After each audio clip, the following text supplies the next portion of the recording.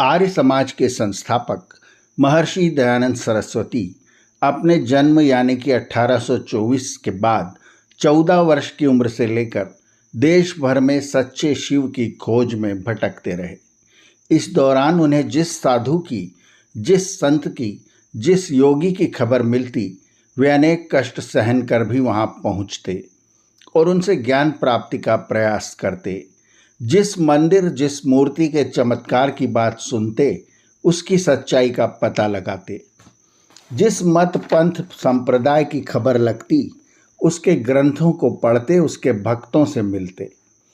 उनकी यह खोज समाप्त हुई मथुरा में, जब वे दंडी गुरु विरजानंद से मिले। उनसे शिक्षा ग्रहण करने के पश्चात उन्होंने भारत में प्रचलित हर मत को वेदों की कसौटी पर परखा, जिसमें लगभग सभी फेल साबित हुए। तब उन्होंने सत्यार्थ प्रकाश की रचना की और उसके 11वें समुल्लास में उस काल में प्रचलित सारे कथित चमत्कारों, मठों, संप्रदायों और मतों पर कठोर प्रहार किया। आज हम विचार करते हैं स्वामी नारायण मत के बारे में। उस काल में स्वामी नारायण मत आज जितना फैला हुआ है उतना प्रचलित नहीं था। आज न सिर्फ देश में बल्कि विदेशों में भी स्वामी नारायण संप्रदाय के बड़े बड़े मंदिर हैं। हाल ही में यूएई के अबू धाबी में जो विशाल मंदिर बना है वो भी स्वामी नारायण मत का है। सत्यार्थ प्रकाश के 11वें समुल्लास में यह प्रश्नोत्तर शैली में स्वामी जी ने इस प्रकार लिखा है। प्रश्न: स्वामी नारायण का मत कैसा है? उत्तर: यादृशो शीतला देवी तादृशो वाहन खर।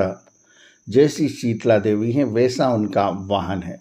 जैसे अन्य संप्रदायों की धन हरण आदि में विचित्र लीला है, वैसी ही स्वामी नारायण की भी है। एक सहजानंद नामक अयोध्या के समीप एक ग्राम का जन्म हुआ था। वह ब्रह्मचारी होकर गुजरात, काठियावाड़, कच्छ, भुज आदि देशों में फिरता था। उसने देखा कि यह देश मूर्ख और भोला भाला है। चाहे जैसे इनको अपने मत में झुका लें, वैसे ही ये लोग झुक सकते हैं। वहाँ उसने 2-4 शिष्य बनाए। उन्होंने आपस में सम्मति कर प्रसिद्ध किया कि सहजानंद नारायण का अवतार और बड़ा सिद्ध है और भक्तों को चतुर्भुज मूर्ति धारण कर साक्षात दर्शन भी देता है। एक बार काठियावाड़ के किसी काठी अर्थात जिसका दादा खाचर गड्ढे का भूमिया यानी कि जमींदार था, उसको सहजानंद के शिष्यों ने कहा, तुम चतुर्भुज नारायण का दर्शन करना चाहो तो हम सहजानंद जी से प्रार्थना करें। उसने कहा, बहुत अच्छी बात है। वह भोला आदमी था। एक कोठरी में सहजानंद ने सिर पर मुकुट धारण कर और शंख चक्र अपने हाथों में ऊपर को धारण किया और एक दूसरा आदमी उसके पीछे खड़ा रहकर गदा पद्म अपने हाथ में लेकर सहजानंद की बगल में से आगे को हाथ निकालकर चतुर्भुज के तुल्य बंठन गए। दादा खाचर से उनके चेलों ने कहा, एक बार आंख उठाकर देख ले, फिर आंख मीच लेना और झट इधर को चले आना। जो बहुत देखोगे तो नारायण कोप करेंगे। अर्थात चेलों के मन में तो यह था कि हमारे कपट की परीक्षा न कर लेवे। उसको ले गए। वह सहजानंद कलाबत्तू और चलकते हुए रेशमी कपड़े धारण किए था। अंधेरी कोठरी में खड़ा था। उसके चेलों ने एकदम लालटेन से कोठरी की ओर उजाला किया। दादा खाचर ने देखा तो चतुर्भुज मूर्ति दिखी। फिर झट दीपक को आड़ में कर दिया।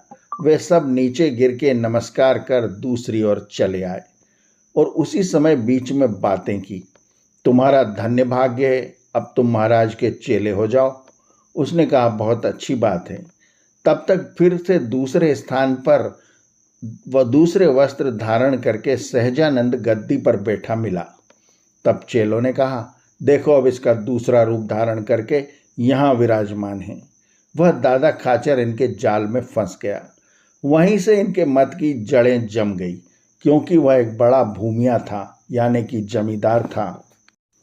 वहीं अपनी जड़ जमा ली। फिर इधर उधर घूमता रहा। सबको उपदेश करता था, बहुतों को साधु भी बनाता था। कभी कभी किसी साधु की कंठ की नाड़ी को मलकर बेहोश भी कर देता था और सबसे कहता था, हमने इसकी समाधि चढ़ा दी है। ऐसे ऐसी धूर्तता काठियावाड़ के भोले भाले लोग उसके पेंच में फंस गए। जब वह मर गया तो उसके चेलों ने और भी बहुत सा पाखंड चलाया।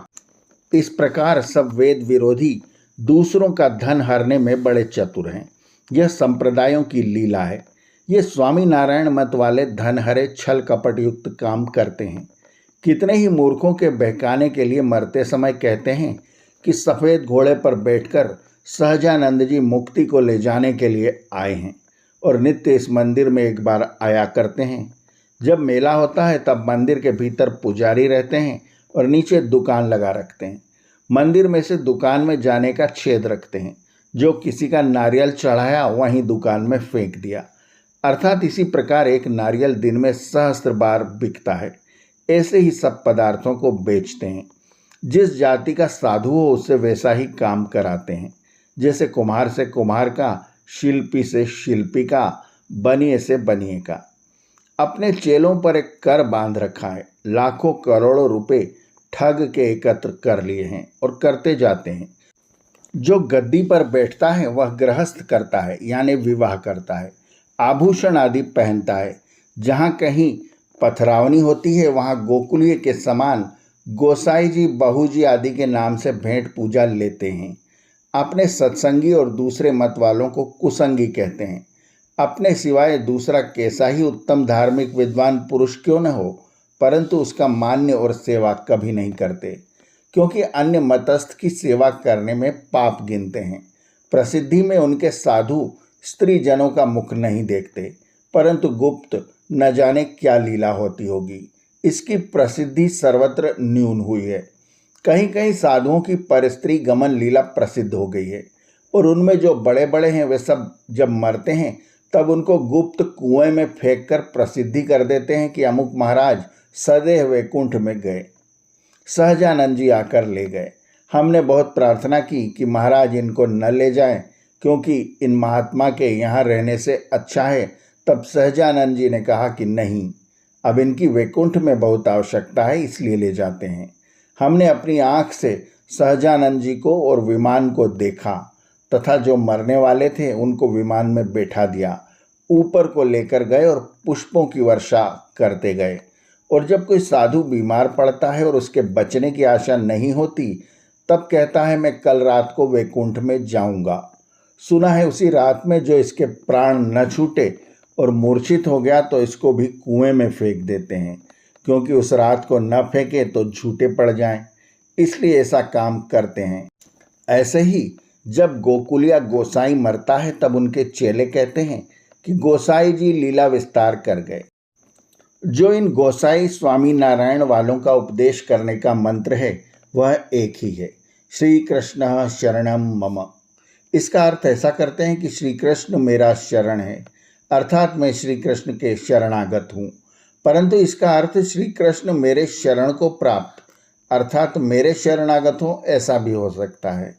ये सब जितने मत हैं वे विद्याहीन होने से उटपटांग शास्त्र विरुद्ध वाक्य रचना करते हैं, क्योंकि उनको विद्या के नियम की जानकारी नहीं। स्पष्ट है कि स्वामी नारायण मत भी महर्षि की कसौटी यानी वेदों के अनुकूल खरा नहीं उतरा और उन्होंने इसका खंडन कठोर शब्दों में किया। आर्यावर्त की कहानियाँ चैनल को सब्सक्राइब करें और बेल आइकन के बटन को दबाएं, ताकि हम जब नई आर्यावर्त की कहानी आपको सुनाने आए तो उसकी सूचना आपको तुरंत मिल जाए। धन्यवाद। नमस्ते।